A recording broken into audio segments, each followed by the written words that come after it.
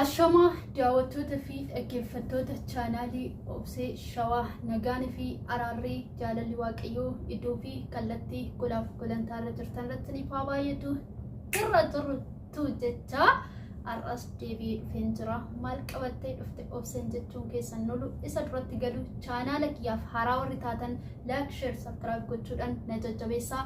Warroonni maatiin taatan galatoomaa isiniin jira. Warroonni maatiin ta'an immoo gara mana kootti dabalamaa isiniin jechuun jaaladha.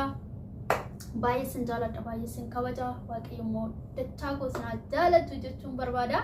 Har'ammoo maal qabattee dhufte Obseen jechuun keessan nolu waa arguuf beerree fuudhu jedha Oromoon gizee mammaakuu kan namaaf hin deenye kan namatti nooyne jedhu jedha ka Oromoon gizee mammaakuu jechuudha. Akkuma tambileeni kiyyarratti argitanii waan ajaa'ibaa waan dhaloota kiyyuma keessattuu argeen beenne miidiyaa kanarratti argaa jirra jechuudha. Barri kun baruma akkamii akka ta'e waaqayyo nutti beeku malee nuti wanti beeknu tokko hin jiru. Egaa maal yoo jettanis ani ka dhaloota koo keessatti ergan dhaladhe lafa kanarratti dhufe umuriin jiraadhe keessatti wanta akkanaas argeen beeku. Akkuma argaa jirtanii waxiinis distii irratti waxamu, waxiinis algaa irratti waxamu jammaramee jira. Bara akkamii akka ta'e hin beeknu jechuudha. Kunis eenyurraa yoo jettanii obboleettiin keenya Gaaddiseen akkuma argitanii abdiidhaan wal lolaa walitti bu'aa rukutamaa dhugaa rabbiiti. Ani dhugaa abdiin ishee rukutu baay'ee tokko nan gadda jechuudha. Maaliifi miciitti irraa kan ilaalutti simmeetii jaalalaa waan isaaf qabduu fi aangoodhuma dubartummaa isa waan qabaattuu fi abdii sin jaaladha jettee waan baasuu dadhabdeef malee miciyyoon keessa ishiitti mucaa baay'ee jaalattee jirti jechuudha. Garuu ammuma dubartummaa sanii fi aadaadhuma Oromoo keenyaa hin cabse waan jettu of qabdee achitti wantoota adda addaa hojjetti malee jaalala guutuu akka abdiidhaaf qabdu miciyyoon beekamaadha jechuudha. Isumarraan immoo afeen minyoota ishiin hin barbaanne siruma minyoota akka mana sanitti galtuu hin barbaanne jechuudha. Ani waa'ee abdii gaafan ilaalu dhugaa rabbii viidiyoo isaa baay'ee deddeebi'een ilaala jechuudha.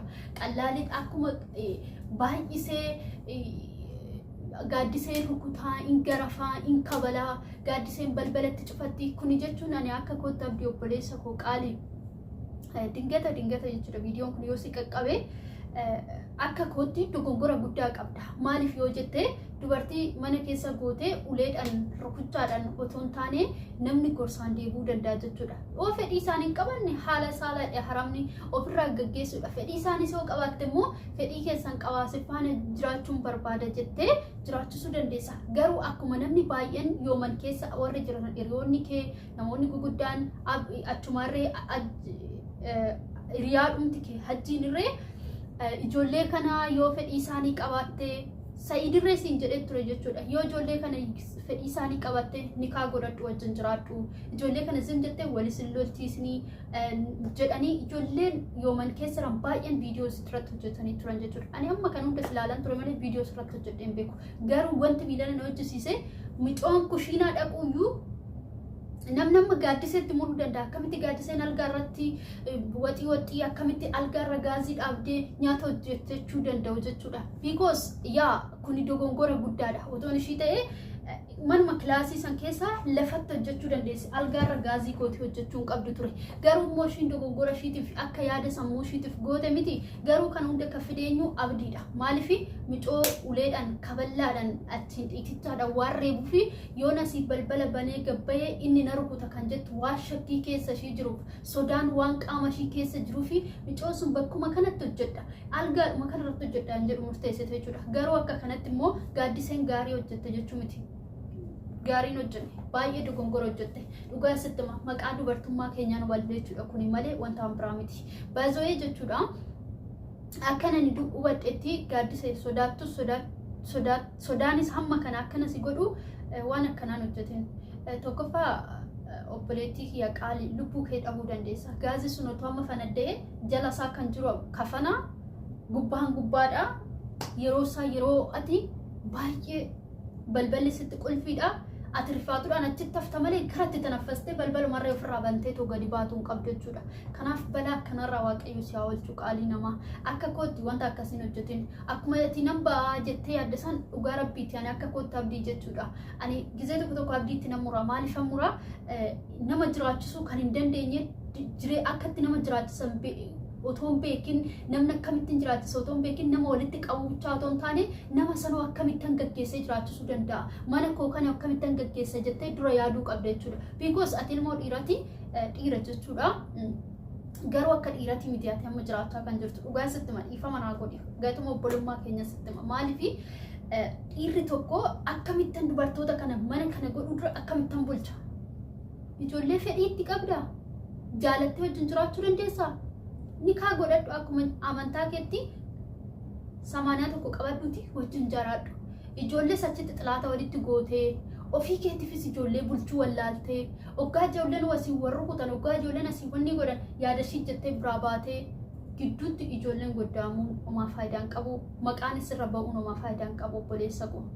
Ati dhiira dubartiidhaan isas bira jiranii dubartii bulchuu dandeessa.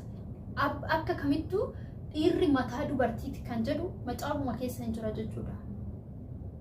Akkasitti immoo ati lakki ani jireenya isaan wajjin hin barbaadu ani gaa'ilaaf isaan hin barbaanne akkanumaan hin qabee teessisoo jettee dhiira waan taateef siraatan ta'a. Maqaa dhiirummaa kee hin balleessin dhugaa sitti maa siraatan ta'a. Sinitti tolaan nagaadhaan ta'a.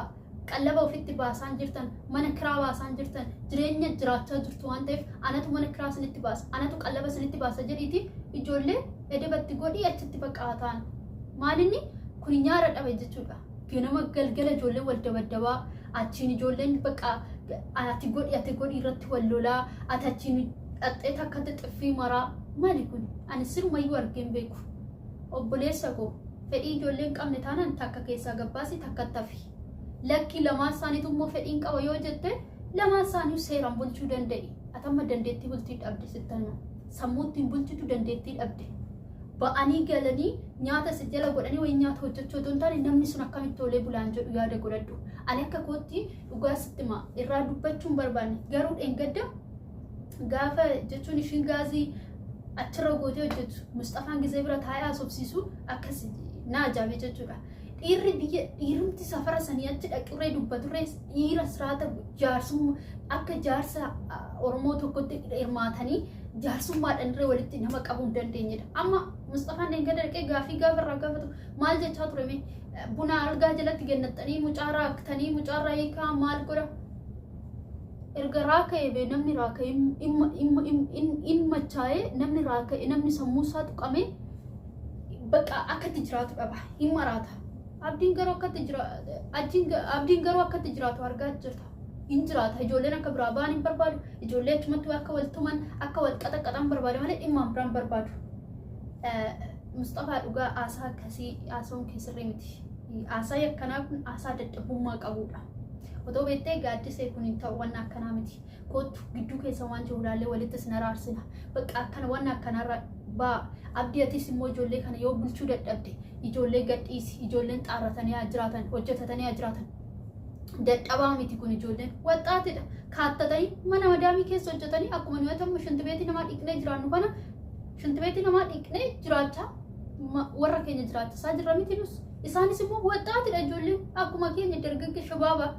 Shintibeetii namaa dhiqatanii jiraatanii manatti itti cuftee ijoollee achiin xuffii asiin xuffii walitti kennaan oolanii gadi ba'anii hojjetanii yoo ta'u galgala mana keetti dhufanii rafanii kun rakkoo hin qabu. Ijoollee sa'aatii 24 fiilmii ilaalaa ooltan maal ilaalaa ooltan amma jettus hojiitti barbaadde hojii keessan oolatii koottaa galgala boqadhaa.